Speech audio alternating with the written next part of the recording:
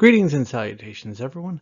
Today we're going to take a look at some of the components of AP World History, specifically what are periodizations, what are themes, and what is analysis. So let's get started.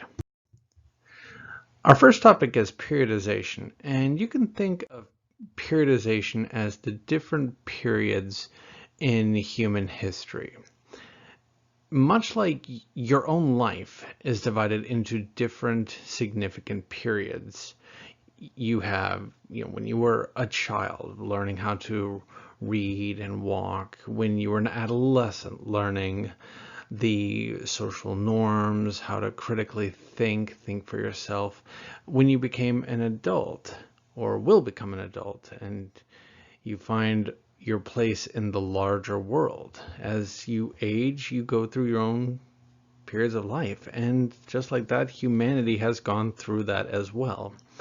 Each of the 6 defining periods of mankind are bookended by a major event, a major discovery, a major invention. They sometimes have geographical components. Like the era of discovery begins its own unit of periodization. Sometimes these are global, and we say that, yes, 1914 is the beginning of the contemporary era because that's when World War I began. All over the world, it happens in 1914. In other places, we create a general time period that it happens. For example, the classical age roughly ended circa 500 Common Era, when the last of the great classical civilizations was gone.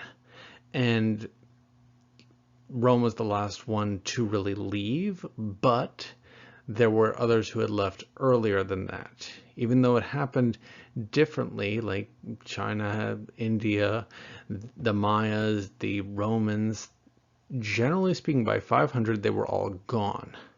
So try not to think of these as absolute concepts, absolute regions, just generalities that took place. The first period in human history is the ancient time. It is from the dawn of man to about 600 BCE, 600 before Common Era. And during this time period, we see the development of agriculture, the development of civilization, the development of city-states, small nation-states. The big river valley civilizations will come into existence. That's going to be Egypt, the Tigris-Euphrates, the Indus, the Ganges, the Mississippi, the Ohio, the Huanghe, all the ancient civilizations that start around a river, essentially. Trade is moving in a lot, and we see the creation of these relatively large, very regional empires, something that we might equate to modern nation sizes. Period 2 is the classical age, where it runs approximately 1,000 years, 600 to 600 BCE to CE, and these are circas. There are some historians who like to say 500 to 500, 600 to 500. Again, these are generalities. During the classical age, we see the creation of large regional empires like we saw in the ancient age. The difference is size. In this time period, we have empires like, you have Alexander's empire that started from one small city-state that eventually included all of Greece, Egypt, the entire Persian Empire, Iran, Iraq, up to and through India. We see commonplace military aristocracies where the power of the state is usually the power of the military. Regions are going to start to come together, and we see the creation of regional civilizations in a syncretic style. You don't get to be the great Alexander's empire controlling such a large area without influencing other folks along the way.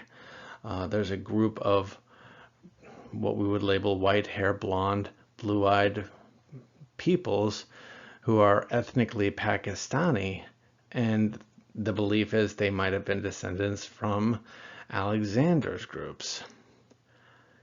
You don't become Rome, cover North Africa to southern England, and not meld your cultures. The Mayans didn't control everything from the Yucatan Peninsula throughout Central America without blending again. These regional civilizations amalgamate each other. They blend as they see fit, and in some cases they leave legacies that are much longer lasting than they themselves were. Period 3 is the post-classical age. Now, admittedly, historians are usually smart folks, but not the most creative folks, especially when this naming thing came up. Classical to post-classical. Ooh. It ran, again, about 1,000 years. And by the dawn of the post-classic age, all the old civilizations from the classical age are gone, and it's time to pick up the pieces. In Western Europe, that's going to mean the Dark Ages of feudal Western Europe. In the Eastern Mediterranean, it is the rise of the Byzantines, and more significantly, the rise of the caliphates. This is a time where the groups you didn't expect were going to become the shapers of Afro-Eurasia. The caliphates are going to create some of the longest lasting knowledge and trade-based centers of the world that will be in existence throughout this time period.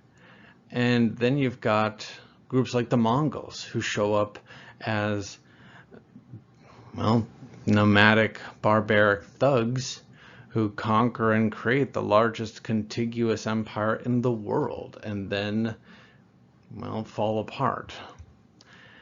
There are these new centers of contact that are created in this time.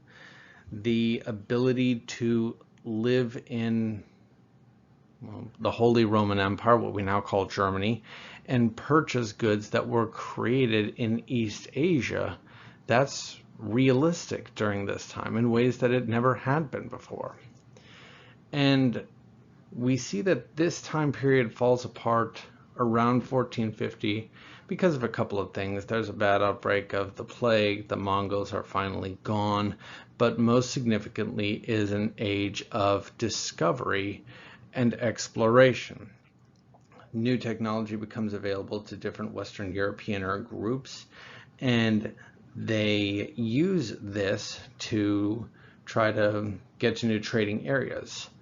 Mostly this is the Near East, the East Indies, but then in the 15th century, we see those explorers are going to establish permanent presences in the Americas.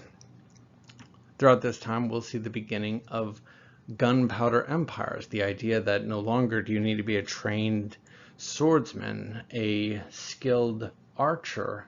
You need a gun if you are going to control an empire, control a military. The global trade networks will be created during this time because of the interaction, exploitation of the Americas. And this is vastly significant to all forces. The Columbian Exchange, the transfer of plants, animals, diseases, and people coming from one region to a next greatly transform both. The potato, for example, it is not native to Western Europe, it is native to the Americas, but it becomes a staple crop for a lot of folks in Afro-Eurasia. The tomato. If you think Italian cooking, usually a marinara sauce, a tomato-based sauce, is somewhere in there. But again, that is a crop that didn't exist in Italy until the early 16th century. And then there's all the stuff that went to the Americas. Pork, cattle, horses, and smallpox. These things going in both directions changed both places forever. As period 4 continues, we also see the early modern age creates this idea of what we can fundamentally know about the universe. Scientific laws of light, physics, chemistry, motion, those are understood. And at the same time, the idea is if I can understand how fundamentally gravity works, maybe I can fundamentally understand how society works and maybe what can make it work different. An age of enlightenment takes place where people try to fix the inherent problems that existed in society. Abuses of power, abuses of privilege, and that leads into the modern era, period 5, a period that begins with a series of political revolutions, the American Revolution, the French Revolution, the Haitian Revolution, all happen in a 3-decade time period. We see this time frame is where there are massive technological transformations. Industry becomes the justification for how everything is made. And from this point forward, how things are made will be transformed forever and will never be the same again. Things are made much quicker, much cheaper, and will allow more leisure time for more folks. It is a radical transformation, the likes of which is usually equated to the development of agriculture. Period 6, the contemporary period. This is the modern world that we live in. Some historians equate it to beginning at 1900, some put it at 1914. The idea is this is the time of our modern world, where we see global conflicts, the likes of which no one had ever seen before. Modernization, a spread of Western culture, rise of different political forms, specifically democracy, across the world. Global culture movements, global telecommunications and technology will dominate this age, the age that we live in now and will continue to until the next quote-unquote big thing happens.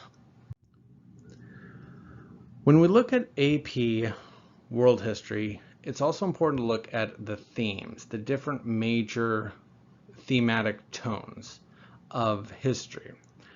Don't think of history exclusively as in 1066, the Battle of Hastings happened. Yes, that took place, but why did it happen? What was the importance of it happening? What was the impact of it?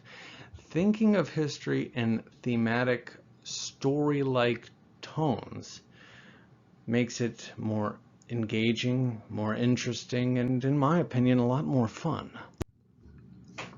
You have themes like how man interacts with the environment, and there's lots of ways that man interacts with the environment. Disease, people moving around, different technologies, different ways people settle. Cultures, whether that's religion, philosophy, music, theater, literature, how these cultures act together, interact together, clash together, create, in some cases, the big moments of human history.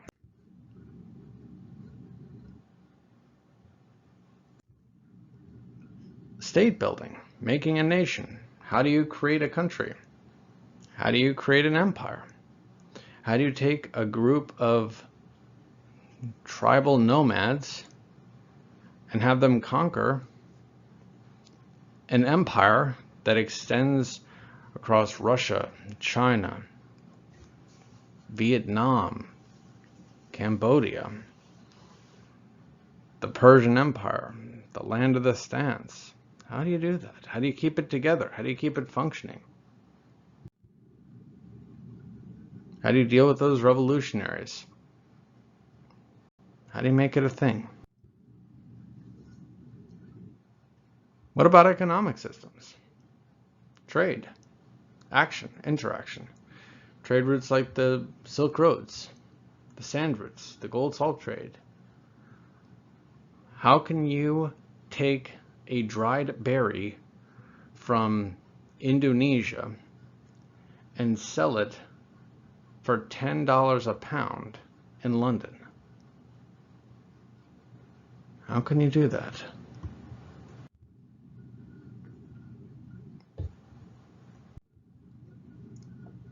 And social roles. Who's on top? Who is strong? Who is king? Why is that person king or queen? Who does that person relate to? Who is that person in charge of? Who does that person answer to? Is a society matrilineal or patrilineal? What's the difference? Is that important? What is race? Is that important?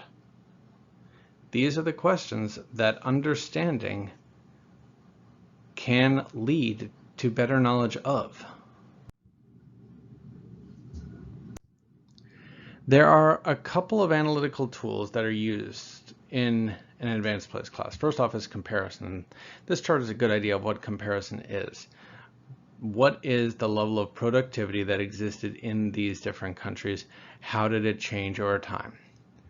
What country, looking at this, had the largest productivity growth? That's a strict number you can look at. Taiwan did. Okay. Why?